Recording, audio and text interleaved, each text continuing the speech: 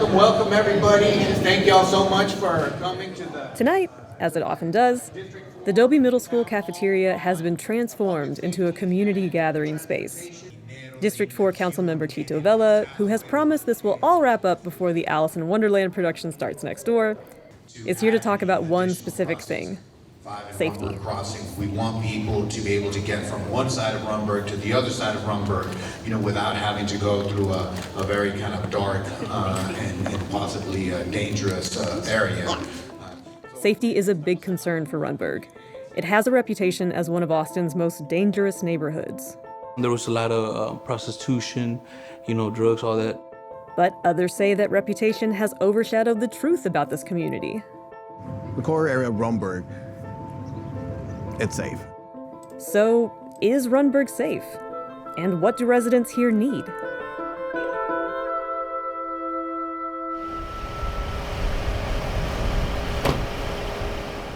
Officer Ruben Espinoza has been with the Austin Police Department for 18 years, and he's spent all of that time here in Rundberg. I did day shift patrol. They're Spanish-speaking, accident investigator. I've been very busy in Rundberg. So he knows the area's reputation. This area you mostly see is a lot of violent crimes. But the core area of Rundberg, it's safe. But there's there's few individuals that make it dangerous, and these little spots that are dangerous. The majority of Rundberg area is safe. But what does he mean by the Rundberg area? There's a couple different ways to look at it. The Austin Police Department breaks the city down into sectors. Rundberg is in the Edwards sector, and it's large, about the same size as all of Round Rock. They used to break down crime stats by sector, but now they go by council districts. Rundberg is in District 4. They don't line up perfectly, but a few areas that APD considers hotspots show up in both. Georgian and Powell, for example, and Lamar and Rundberg. But what do those numbers show? Talking about just Rundberg or just in general? Lieutenant Bone is the operations lieutenant for Northeast Area Command, which includes Rundberg. So when we look at the data, last year, 2024, when you take into account all 9 regions or all 9 sectors within the city, Edward was number 1, unfortunately with homicides, unfortunately with a lot of the violent crimes. One of the things that we've noticed this year is that the first quarter of 2025, our homicide rate is down. We've also noticed that there's also a decrease in some of our other violent crimes. There's so many different components when it comes to crime, so we can't specifically say it's this problem, it's that problem. It's just when a problem comes up, how are we dealing with it? Crime statistics from APD show the area does have higher rates of crime. In 2024, District 4 accounted for 23% of the homicides in Austin and 22% of aggravated assaults. Those numbers are pretty consistent over the past couple of years, but we also need to take a step back and get a better look at these numbers. How much crime is taking place in Austin? Yeah, in general, Austin crime statistics are going to show lower levels of violent crime, at least relative to other cities of similar size. Jameen Cunningham is an assistant professor of law and public policy at the University of Texas at Austin. And he says compared to cities like ours, Austin has a relatively low crime rate. The main number that people look at are things such as homicides. Homicides are going to be much lower than other cities of similar size. As it relates to property crimes, things like car theft, those things may be on the rise, but still relatively less than other cities.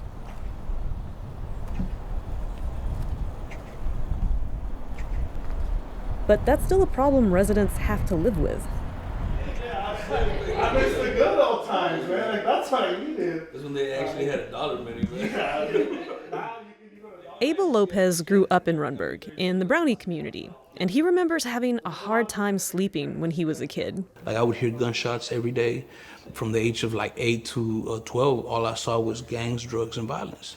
Obviously, that's where the issues come, where we're like, this is normal to us. So why is this happening in this part of town? Dr. Cunningham has some thoughts on that. There's several predictors of places that have higher or lower levels of crimes.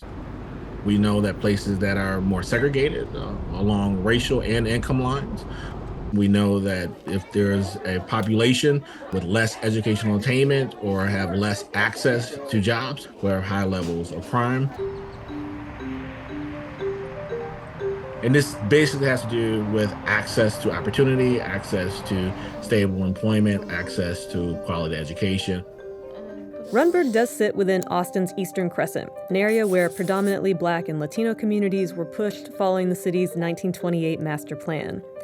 It's an area that still struggles with higher levels of poverty. Recent census data shows that the median family income in Rundberg is about $50,000 per year. That is well below the city average of over $91,000 per year. The area is also more affordable than other parts of town, making it the best option for many people who are less likely to call the police. Individuals in minoritized communities, younger people, immigrant groups are less likely to contact the police.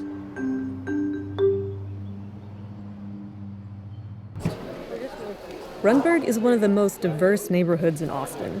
About half the residents speak languages other than English at home, according to U.S. Census data. It's about 30% for all of Austin. Rundberg residents come from all over, but a lot come from Spanish-speaking communities. And right now, Abel says, many Latino residents are afraid if they call for help, they'll be the ones in handcuffs. A lot of Latinos, it's like, oh, well, we don't call the cops because immigration. Nobody's calling because they're afraid that they're gonna be like, oh, well, who are you? That's a fear that's only increased. In the last few months, ICE deportations have become much more visible. Several have taken place in Rundberg, including one during a traffic stop by Dobie Middle School. And Trump has called for ICE to increase detention and deportation efforts, especially in cities like Chicago, Los Angeles, and New York City. This is a good place to point out that immigrants are actually 40 to 60% less likely to commit crimes than U.S. citizens. Immigrants are also less likely in general to call the police for help. Right now, a hot topic is what's going on with the immigration. But Espinoza says that's gotten much worse in recent months. They're scared of being deported. I tell them right off the back is that APD, we don't ask for immigration status. All we're doing is addressing the crime. We want all victims to feel safe and come out and talk to us. If ICE asked you for assistance in an operation, where would you stand? No, that is not our role. The role of the federal government, that's their role. It is not our role here. It will never be a priority for me. It is just... Police Chief Lisa Davis has said before that APD is not coordinating with ICE, but other Texas law enforcement agencies are. Earlier this year, Governor Abbott ordered the Department of Public Safety to assist ICE with finding and arresting immigrants with arrest warrants. But immigrants with no criminal background are also being arrested. A report by ProPublica and the Texas Tribune showed that the Trump administration knew the majority of 238 Venezuelan immigrants hadn't been convicted of any crimes. They were arrested and deported anyway. And during the last legislative session, lawmakers passed a bill that requires sheriffs to partner with ICE. And different police departments can have different relationships with ICE. It can be confusing to know who has what power, so many residents feel safer not risking a 911 call.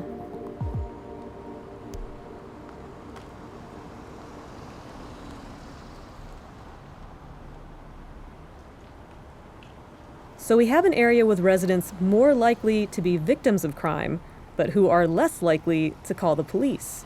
How do you make that area safer? One way has less to do with handcuffs and more to do with sidewalks. It's a method called crime prevention through environmental design. So crime prevention through environmental design is us working to reduce the crime in an area. We worked with the city of Austin and we did a light survey, and now they're all LED, so it's a lot brighter, so they feel safe. That's a huge thing. The situation of the economy and everything that's here, everything that's presented doesn't cost a dime. The investment is time. APD is also testing something called the Crime-Free Multi-Housing Program. Police work with apartment complexes to fix environmental hazards like lighting and clearing shrubs. Complexes can also get connected with resources like APD's Family Violence or Victim Services Unit. Espinoza says it's about combining data with community outreach. We can be proactive and work with all these community members in the outreach. Because right now, the community definitely wants to see this change. They want a better quality of life. And there's so many. And this method is backed by research. Studies show that there's a correlation between traffic and domestic abuse. Improving sidewalks and lighting has been shown to bring down crimes like aggravated assault and burglary by more than a third. And having green spaces like parks and greenbelts can also reduce crime. Abel says it also just helps you feel better about your community. When kids are getting off the buses, they're having to walk on ditches. Like they're having to walk down a ditch just to try to get to their house. Because there's on either side of the street, there's no sidewalk. It's like, who wants to take care of it? It makes you feel some type of way, whether it's, the way that the system's set up, the way that the city's, like fixing these streets. And we're sitting there like, when is it gonna be us? When are we gonna get these nice things that we see in all these other neighborhoods?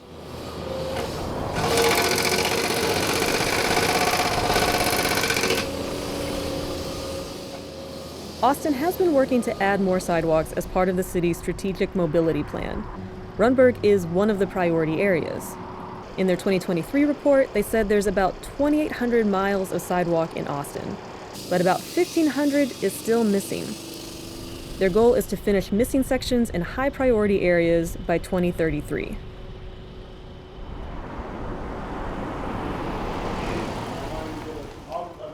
So environmental design is one way to reduce crime. You see what I'm saying? I'm good. Community groups, like the ones Abel works for, are another. Abel works with two organizations, Jails to Jobs, which tries to help formerly incarcerated people find work and housing to prevent recidivism, and ATX Peace. And I'll let Abel explain that group's work. Our goal is to work with the individuals that are the highest risk at committing gun violence or becoming victims of gun violence. Almost everybody on staff that works directly with the community have experienced either being victim of gun violence or at one point been involved with drugs, gangs, but have successful reentry. And I feel like that's where we're able to connect more with the population we're trying to serve. With both programs, Abel and the rest of his team are trying to make sure individuals don't make a life-altering decision out of desperation. We had individuals say, man, like, I was about to rob that store because I'm starving. Our goal is to do the prevention piece before it actually happens.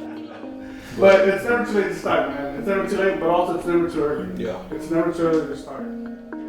And groups like this can be effective. One study found that in cities with a population of over 100,000 people, each community group contributed to a 1.2% drop in the homicide rate and a 1% drop in violent crime.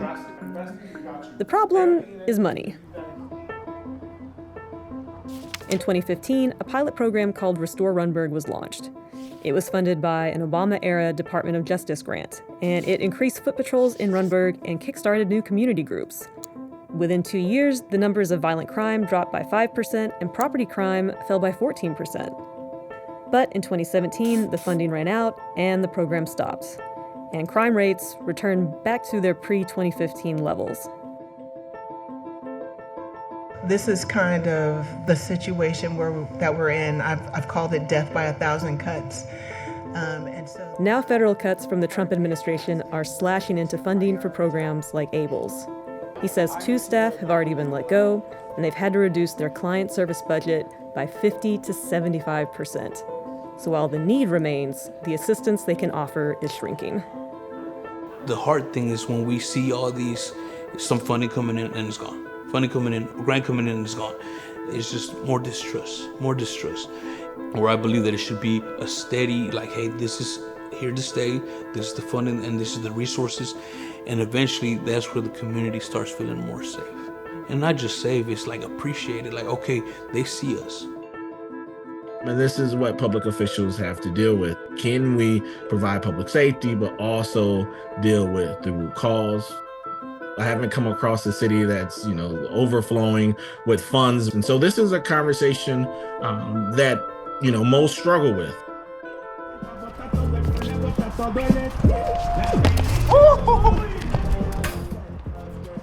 So, is Rundberg safe? Most people will tell you, by and large, yeah, it is safe. But experts say improving it means investing in it, and that can be a challenge. But despite the reputation and the data, it's also someone's home. I grew up on these streets, and I remember a lot of good times. It was just I have a 5-year-old daughter, and sometimes she still hears, to her they're fireworks, and it's like, when is it gonna stop, man?